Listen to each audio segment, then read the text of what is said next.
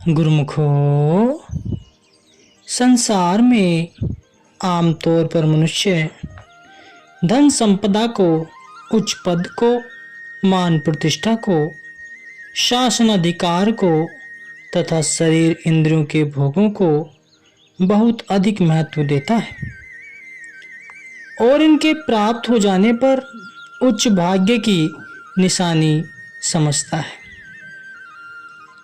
इसलिए जिस किसी के पास यह सब कुछ हो, संसार में उसे बहुत भाग्यशाली समझा और कहा जाता है। यह आम संसारियों का दृष्टिकोण है गुरुमुखो, किंतु महापुरुषों का दृष्टिकोण इससे सर्वदा अलग है, भिन्न है और फैसला तो महापुरुषों के वचनों के आधार पर ही होना है कि कौन सा दृष्टिकोण सही है और कौन सा गलत। जैसे यह देखने के लिए कि सोना खरा है या खोटा, उसे कसौटी पर ही कसकर देखा जाता है। आम पत्थर पर कसने से उसके खरे खोटे होने का निर्णय नहीं हो सकता। इसी प्रकार कोई विचार ठीक है या गलत, इस बात का निर्णय भी तभी हो सकता है जब उसे महापुरुषों के वचनों की कसौटी पर परखा जाए। महापुरुषों का फरमान है कि संसारी मनुष्य की यह विचारधारा कि जिसके पास धन संपदा, मान प्रतिष्ठा, पदाधिकारी तथा माया के समान मौजूद हैं, वही संसार में भाग्यशाली है। यह सही नहीं है, क्योंकि यह सब चीजें तो अस्थायी हैं, अनित्य हैं एवं साथ छोड़ देने वाली हैं। ये चीजें कब नष्ट हो जाएंगी अथवा बिछुड़ जाएं, इस बात का कोई भरोसा नहीं है गुरुमुखो। इसलिए इनको पाकर स्वयं को भाग्यवान समझना अथवा जिसके पास ये हो उसे भाग्यवान समझना कदापि उचित नहीं है। आज किसी के पास धन संपदा है, कल यह धन संपदा उसके पास रहेगी या नहीं, इसका क्या भरोसा। लाखों और करोड़ों में खेलने वाला संसार में निर्धन और कंगाल होते देखे हैं। इसी तरह ही आज कोई उच्च पद पर आसीन है, विराजमान है, संसार में उसकी बड़ी मान प्रतिष्ठा है, लाखों लोगों पर उसका शासन चलता है, तो क्या यह पद, यह मान प्रतिष्ठा, यह अधिकार हमेशा कायम रहेगा? कभी नहीं। आज तक न यह हमेशा किसी के पास रहे हैं और न ही कभी रहेंगे। फिर सबसे बड़ी बात यह है कि ये सब चीजें, धन संपदा, उच्च पद, मान प्रतिष्ठा, शासन अधिकार और शरीर इंद्रियों के सुख भोगों के समान आदि जीवन में यदि प्राप्त कर भी लिए, तो क्या ये सब परलोक में साथ जाएंगे और परमात्मा के दरबार में मुख उज्जवल करेंगे? नहीं, कदापि नहीं। इन सब का संबंध तो शरीर के साथ है और जब शरीर यहीं रह जाएगा, शरीर ही आगे नहीं जाएगा, तो फिर उपरोक्त चीजें साथ कैसे जाएंगी? आगे आत्मा के साथ तो वही चीज जाएंगी जिसका आत्मा के साथ संबंध होगा। वह है प्रभु का नाम, प्रभु की भक्ति, प्रभु का प्रेम। यही चीज साथ जाएंगी और इससे परलोक में मुख भी उज्जवल होगा और इससे प्रभु भी प्रसन्न होंगे। इसलिए महापुरुषों की दृष्टि में भाग्यशाली वह नहीं जिसके पास धन संपदा, मान प्रतिष्ठा, पद अधिकार या शरीरी इंद्रियों के सुख भोगों के सामान प्रचुर मात्रा में उपलब्ध है। भाग्यशाली वस्तु वह है जिसके पास प्रभु भक्ति, प्रभु नाम और प्रभु प्रेम की सच्ची और शाश्वत संपदा है। गोस्वामी तुलसीदास जी कहते हैं, सोई गुने सोई बड़ भागी, जो रघुवीर चरण अनुरागी। वही गुणवान है तथा वही भाग्यशाली है, प्रभु के चरणों का अनुरागी है।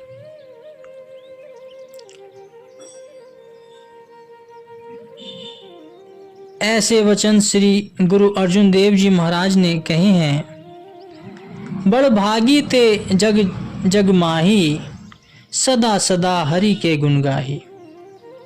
प्रभु की भक्ति, प्रभु का नाम और प्रभु का प्रेम जिसके पल्ले नहीं, महापुरुषों की दृष्टि में वह भाग्यहीन है।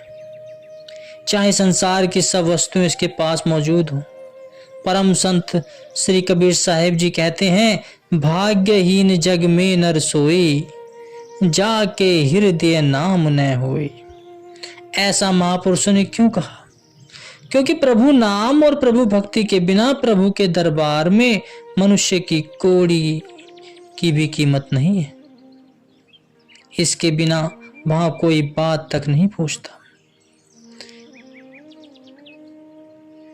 श्री गुरु नानक जी कहते हैं, यदि किसी व्यक्ति की आयु चारों युगों के बराबर हो जाए, अपितु उससे भी 10 गुना अधिक हो, यदि 9 खंड पृथ्वी में सब कोई उसकी आज्ञा में चलने लगे और समूचे विश्व में उसका नाम विख्यात हो जाए, उसकी कीर्ति सारे जगत में फैल जाए और सब लोग उसका योगागान करने लगे, यदि भजन भक्ति और नाम सुमिरन करके वह परमात्मा की कृपा दृष्टि और उनकी निकटता प्राप्त नहीं करता, तो परलोक में कोई उसकी बात तक नहीं पूछेगा। और फिर उसका परिणाम क्या होगा? यही कि यमराज का फंदा उसके गले में पड़ेगा और 84 के चक्कर में भ्रमण करते हुए उसे अनंत काल तक दुख कष्ट उठाने पड़ेंगे। तब जीव रोएगा और पछताएगा, परंतु तब क्या होता है? अपने मन के माध्यम से उपदेश करते हुए सतपुरुष कहते हैं कि हे मूर्ख मन, धन तेरे साथ नहीं जाएगा, फिर तू क्यों इससे लिपटा हुआ है? पुत्र, मित्र, परिवार तथा स्त्री आदि जिनके लिए तू दिन रात एक करके काम कर रहा है और धनों अर्जित कर रहा है, इनमें से बता कौन तेरा साथ देने वाला है और तुझे सनात करने वाला है? राज्य, संसार के रंग तमाशों और माया के आडंबर कहो, इनमें से कौन दुखों से और जन्म मरण के चक्कर से छुटकारा दिलाने वाला है? घोड़े, हाथी, रथ तथा अन्य सवारियां, यह सब झूठे आडंबर हैं, झूठा पशारा है। अज्ञानी मनुष्य उस प्रभु का सुमिरन नहीं करता जिसने संसार के सारे पदार्थ मनुष्य के उपभोग के लिए प्रदान किए। श्री गुरु नानक देव जी कहते हैं कि प्रभु नाम को भुलाकर वह अनंत पछताता और रोता है। तो गुरुमुखो, तात्पर्य यह है कि मनुष्य नाम एवं भक्ति से ही भाग्यशाली बनता है। जिसका चित्त नाम और भक्ति से नहीं जुड़ा, जिसके दिल में प्रभु की याद नहीं बसी, उसके पास चाहे संसार के समस्त वैभव हो, धन संपदा हो, शरीर के सुख आराम के सभी सामान उपलब्ध हो, मान प्रतिष्ठा हो, पदाधिकार हो, संतों महापुरुषों की दृष्टि में वह भाग्यशाली कदापि नहीं हो सकता। ऐसे मनुष्य को आम संसारी अज्ञानी लोग चाहे भाग्यशाली कहते रहें, संतों महापुरुषों की दृष्टि में उसका क्या मूल्य है, ये तो महापुरुष ही जानते हैं।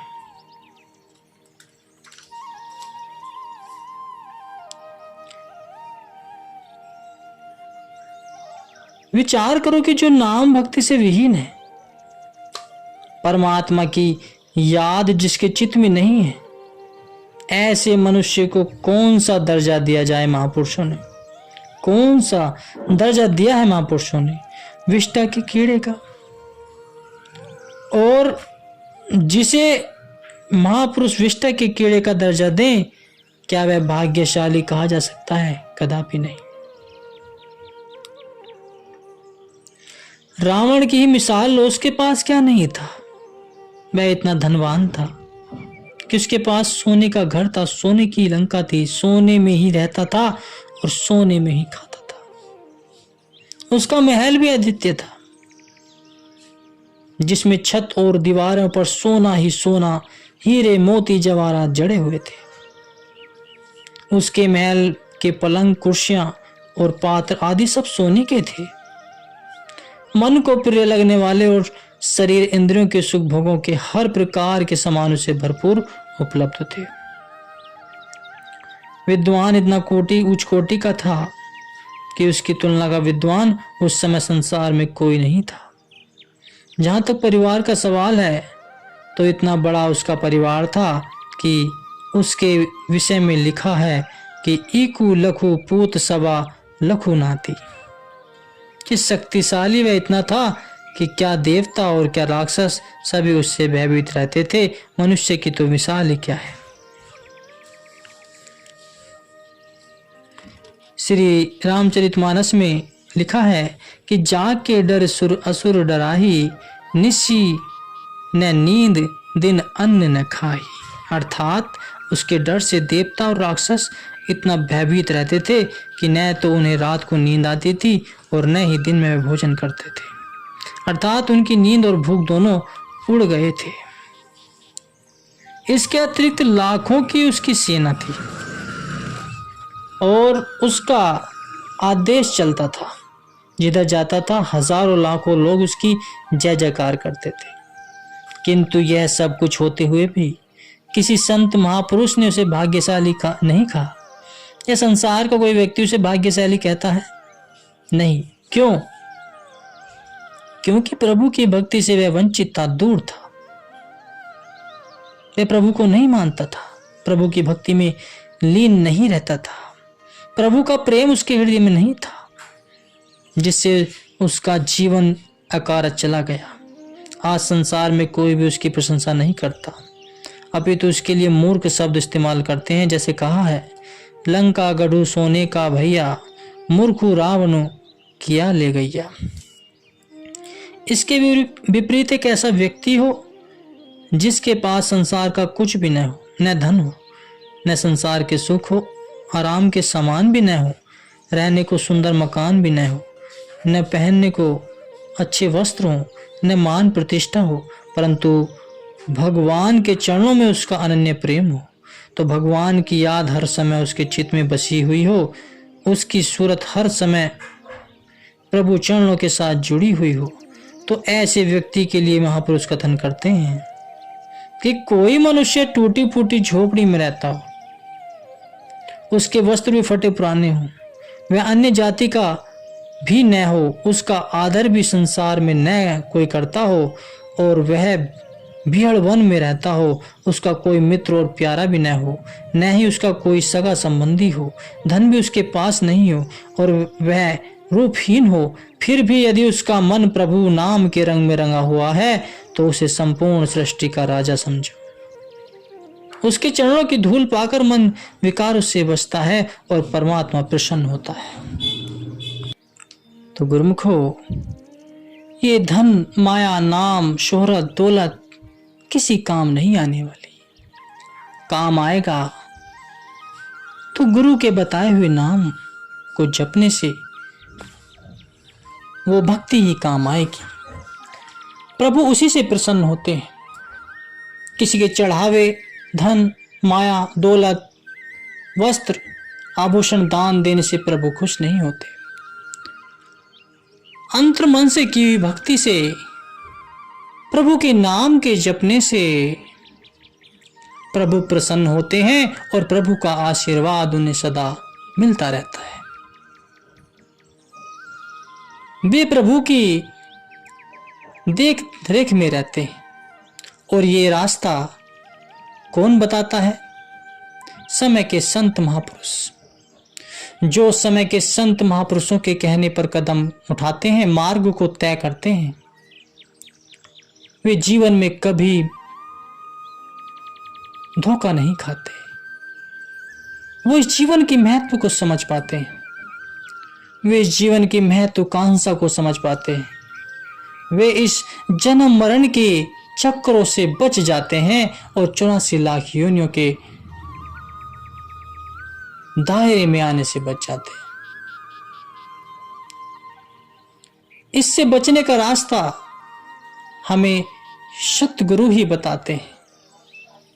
वे ही सच्चे पातशाह हैं और वे ही मनुष्य को सही राह दिखाते हैं और उनका परम कर्तव्य भी यही है कि मनुष्य को सही राह पर लाया जाए और उसे परमात्मा की दिशा में ले जाया जाए। यह संभव कब होगा? जब हम मन से प्रभु को मान लेंगे और इस सांसारिक माया मोह के जाल से अपने आप को दूर रखने की कोशिश करेंगे और गुरु के दिए नाम की हम सुमिरन करेंगे, अभ्यास करेंगे, तो अवश्य कल्याण होगा।